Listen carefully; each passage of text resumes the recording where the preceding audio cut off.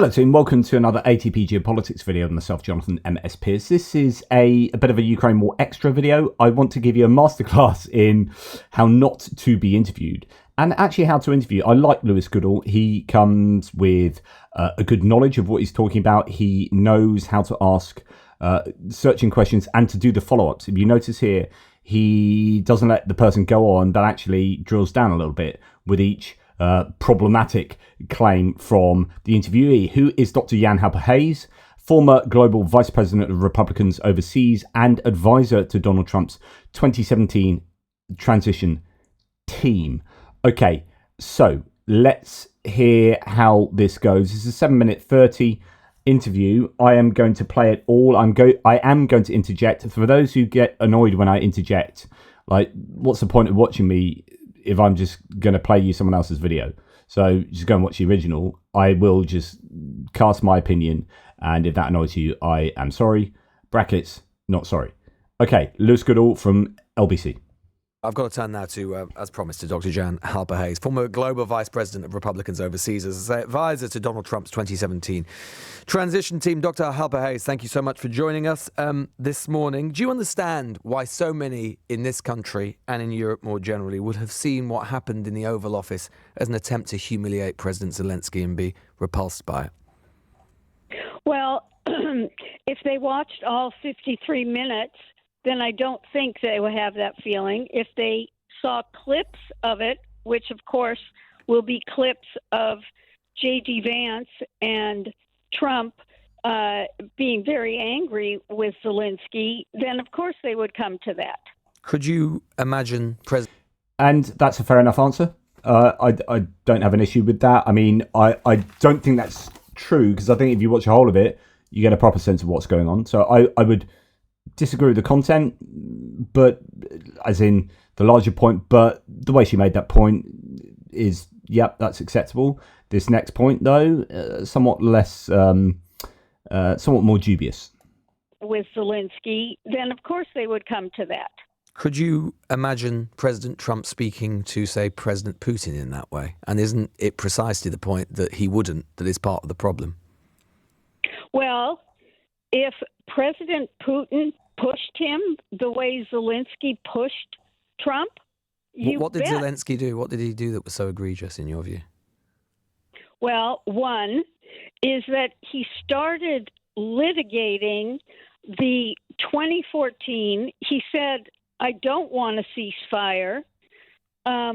He said he wants peace repeatedly. He just doesn't want it on Russia's terms, which you'll understand because Russia invaded his country. But he said, I don't want a ceasefire. He made that comment to Trump. He said he doesn't want a ceasefire if he knows that Putin is just going to renege on it a couple of months later, which is fair enough, isn't it? Because he's done that repeatedly, you will accept. Exactly. No, not exactly. I mean, the point is that, of course, anyone wants a ceasefire, but there's no point having a ceasefire, is there? Which is what Zelensky was saying to Trump, if Putin is just going to renege on it shortly after. And of course, that's exactly the point that J.D. Vance, I was going to say jumped on, actually ignored, but that's where J.D. Vance got angry, because there's some pushback from Zelensky, and rightly so. It's like, yeah, don't force us to do this ceasefire. Ceasefire is meaningless if he's going to break the ceasefire. So therefore, we need security guarantees. And if you're not going to promise security guarantees, then this is all pointless. So there's no point having a ceasefire. There's no point having peace just for the sake of us agreeing that peace is happening right now, because that will give Russia the opportunity to go back, reconstitute, regenerate, and send forces in to take a second bite of the apple, which then leaves Ukraine in a worse position.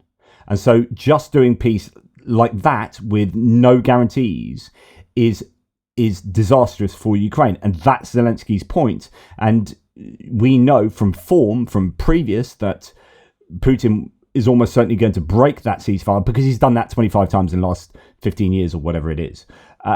And that's what I'd like her to answer adequately. Afterwards. And Trump was saying, how do you really know? I mean, if you're really coming from that position, that no one can guarantee anything. But if you don't move forward, to get something into an agreement Mm-hmm. and then be able to put the right security. But what has Putin? So before he goes on there, it's a couple of things. One, you can tell by the way she answers that she is stumped, right? She's bumbling all over the place. And two, that's why the security... I mean, this again, it's the whole point of security guarantees. No, you don't... Like, if you think he's going to break the agreement, then, if you're thinking that all the time, then you don't do those agreements. No, precisely. So you do an agreement, that means he won't break the promise or won't break the treaty. That's exactly the point. Putin said that gives you or President Trump any indication at all that he even wants a ceasefire. Putin has said he doesn't want a ceasefire at this point. Putin is... Look, I'm not here to have an argument because you clearly have a position that I don't agree with. What would that be? What would that position be? Well, I mean, we would both agree, wouldn't we, for a start, that Putin started the war? Yeah, what I would say is that Putin legally violated international law. Uh-huh. Morally, he thought he was right, and strategically... But you would agree that morally he was wrong? Brilliant. I know I would not agree morally he was wrong. I would agree legally he was wrong. You would agree... Okay. I laugh because that's so insane. Unless you're being really technical and you would need to flesh out your philosophical position. And I've made this point before with like Hitler woke up.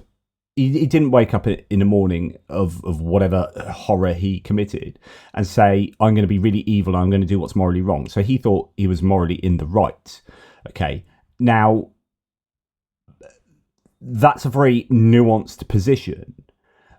But he asked, do you think he was morally wrong? Not do you think he thought he was morally wrong? Do you think he was morally wrong? This is an incredible answer. Morally, he thought he was right, and strategically... Mm-hmm. But you would agree that morally he was wrong? And that's that differentiation. Yeah, morally, he thought he was right. Okay, yeah, that's cool. But you? I know I would not agree morally is wrong. I would agree legally he was wrong. You would agree, you would not think that a man who literally, as we speak, still sends drone attacks to kill Ukrainian civilians is morally wrong? Oh, and you think that Ukraine isn't doing anything to the Russians? Okay. So, and he will answer this perfectly adequately, but this is what's called the two Cockcrow fallacy. So she's being fallacious. So an example would be that say you, the listener, you have murdered someone, right? And I go to you, you've just murdered someone. That is morally wrong to murder someone. You should go to prison. If you turn back to me and say, but hang on, JP, you've murdered someone as well. Now, what that does, what you're doing is you're pointing out hypocrisy, but it doesn't make you're murdering someone right. Just because me as an accuser is accusing you of murder, the moral calculation is not changed by point of fact that I've also committed murder. And this is why it's called the two Cockcrow fallacy, the you too fallacy. Oh, you think I've done wrong? But what about you? You've done wrong too. Yeah, fair enough. Okay, I've done wrong too. But you're still going to go to prison for that because you've done wrong too. Okay? So this is shifting, just completely shifting the burden, if you like, onto the Ukrainians. Now, you can argue whether they've done horrible things or not, but as Lewis Goodall points out, they've been invaded, and actually they haven't done horrible things. If you're talking about war crimes, they haven't done war crimes. And if they have, it's like an absolute infinitesimal fraction compared to what the Russians have done. Oh, and you think that Ukraine isn't doing anything to the Russians? Ukraine didn't invade Russia. Russia invaded Ukraine. That you wouldn't agree that was morally wrong? Okay, all right. Well, you know what? That is 3 years ago. Right. You So if know, we were the sat in thing if we were is sat that in Trump- 1942, would you have been on the radio going, "Look, don't worry about it. Hitler invaded Poland 3 years ago." You know what? I didn't sign on for this hypothetical discussion. It's not hypothetical. I'm just trying to tease out the logic of what you're saying, Dr. Halper-Hayes. Perfect.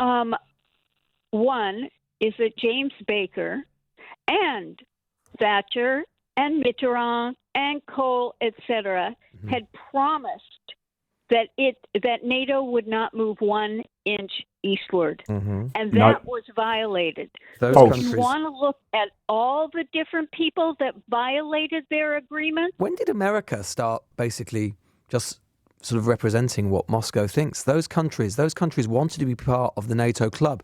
Your club. Are you saying that they should never have been allowed to exercise their democratic and sovereign rights as nations and join that club? God. Which is a very valid point, really good point. I would have first of all said, though, what you've just said is false, by the way. There was no agreement in place, and Gorbachev is on camera denying that. It is a myth that's perpetuated by pro-Kremlin propagandists. This is, I mean, like, there's so much wrong with what she's saying. But then, like, not only is what you say false, but even if it were true, what are you saying about the agency of these nations that they're not allowed to join a club that they want to join because someone else has said at a previous time that they shouldn't be allowed to do that? What about their agency? What about what they want to do? But of course, people actually didn't say that. There wasn't that agreement previously. You know what? I don't like having my words twisted. No. I really don't. You don't like? Well, but that's the point of an interview, isn't it? Is to discuss what you're saying. And I'm just asking you. You're saying. You're saying, with respect, Doctor. I'm just trying to understand what you're saying. You're saying that those countries should never have been allowed to join NATO, and then we wouldn't have been in this situation. And I'm saying to you that surely those countries should have been allowed. I didn't say that. Well, see, that's why. No. Hold on a minute. But you cited what happened in the. So you're saying that it's fine for them to join NATO then? I didn't say any of those things, and I don't like when someone tries to give words and interpret without understanding. I'm done. Okay. I'm off. I don't like you. Okay. Well, that's fine, Dr. Halper-Hayes. Maybe some of the listeners won't like you, but that's fine. I'm entirely indifferent to that. I'm very grateful for your time. Dr. Jan Halper-Hayes there, former Global Vice President of Republicans overseas. Apparently I'm not going to be on her Christmas card list. Maybe I will be with Oliver in Harlesden, though. Oliver. Yeah, good afternoon. Good afternoon. Good morning, still just about. Good morning. What a disrespectful, low-life leader is Mr. Zelensky. Oh, my God, this guy. A low-life? What? He's been bravely leading his country for 3 years, Oliver. Okay, listen. I'm going to be very quick here. I'm not going to be as technical as you or the other listener. Listen, you go into America, you're not even bothered to wear suits. You just go with that. Come on. Yes, so you're saying that when are you saying when Winston Churchill visited the White House in the 1940s, he should have worn a suit? Okay, listen. Does that matter? Okay, listen. He's going to see the most powerful leader on the planet. Yeah. Come on, have some respect. And the way he went on in the video, he was so disrespectful. What about Elon Musk? Elon Musk don't wear a suit in the White House. Doesn't seem to matter to Donald Trump. I'm not talking about Elon Musk. Well, no, but you're the one. No, please don't start. Please. Let me finish, please. He's going to see Trump. Yeah, the most powerful leader of the planet, and he went off about small details. Is the president of the United States so petty that he would genuinely have a massive row with someone? If he was really committed, if he thought that Ukraine had justice on its side, are we really saying that the president of the United States and the vice president are so petty that they'll let it all just get out of hand just because of what the president of Ukraine is wearing? Can I finish my statement, please? Well, no, I think that's a really good point, and it's a point I've made in several videos recently, which is that that Trump, and I've let this play because this point I think is so important. That Trump and Vance don't give one rat's arse about peace in Ukraine. at least for the sake of actually getting a just peace and bringing a correct resolution to the war. He just wants a peace so he can lord it over and say, hey, I deserve the Nobel Peace Prize. But if you are going to go into an interaction with the president of an embattled nation that's been invaded and attacked over 3 years, and you're saying to this guy, well, you can't even wear a suit, so we're not going to do peace. You didn't thank me enough, so we're not going to do peace. If you find all of that more important than saving the lives of all these people that you talk about, like, I can be nuanced about peace, like a just peace is different from a quick peace, and I think the war needs to go on for longer to allow Ukraine to get the stuff in that either they're making or they're receiving from others to advance on the battlefield, to put themselves into a strong position to negotiate peace through strength, right? That's when you get peace. So actually, a quick peace will disadvantage Ukraine massively. But if you think that that Trump is justified in stopping peace discussions because he feels Zelensky has been a bit rude, then you have got your entire evaluation of what's going on completely wrong. Or you don't understand that therefore Trump isn't interested in peace. He's interested in owning the libs and in fact not getting peace because he wants Zelensky to be the enemy and there's some other agenda going on here. But this guy won't accept that line of thought because obviously it's problematic for him. No, I'm just asking you a question. Yeah, but no, you're not asking me because you just talk over me, sir. No, okay. I'm finishing. Yeah. Very You're saying something ridiculous, so, you know. Oh, my. Yeah, okay. You're bully. Oh, my goodness, you're unprofessional. Okay. Bye-bye. All right, bye-bye. Oh, I tell you what, can we get through 3 calls now without someone hanging up? Brilliant. But my goodness, Dr. Jan Halper-Hayes is someone who clearly wasn't prepared for a pushback. And when you come on and you show, I think, morally and logically egregious thought process, obviously this is a person that's used to phoning into like Fox News or talk radio in the US or whoever it is that's never going to push back, and your opinions are the opinions of the interlocutor that you are conversing with. If you're so used to that all the time, then you don't know how to deal with a robust conversation, which means that you then put the phone down.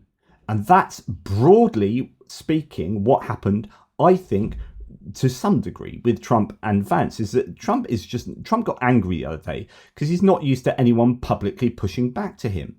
And he had someone publicly pushing back to him who actually had salient points, Zelensky, and that made Trump angry. And the rest is history. Well, that's just what's happened here. And she was completely unable to deal with Lewis Goodall, who was actually, every single point he made was incisive, and she didn't like that. And you know, she attacks him for it, but they were absolutely justified and absolutely on point. That's how to interview in my books. That's how to give a tough interview, and I think it's you know, really revealing of her thought process. And if she's in any way indicative or representative of people who are defending a Trumpian view and are supportive of, for some reason, supportive of giving Zelensky hell for being, I don't know, the leader of a nation that was invaded 3 years ago. I mean, the sheer nonsense of like, well, that was 3 years ago. And Lewis Goodall was absolutely right. Well, you think in 1944, you could go, well, it doesn't really matter that Hitler invaded anymore because that's 5 years ago. It's still going on. Like, this is an enduring moral crime here, you know. Yeah, but it started a bunch of years ago. Doesn't matter now. Just absolutely ridiculous point. I mean, goodness gracious me. I mean, I love that interview because I love the fact that she got absolutely embarrassed. And good on Lewis Goodall for doing that, because that needs to happen more often. Yeah. Anyway, let me know what you think. Take care, guys. Speak to you soon.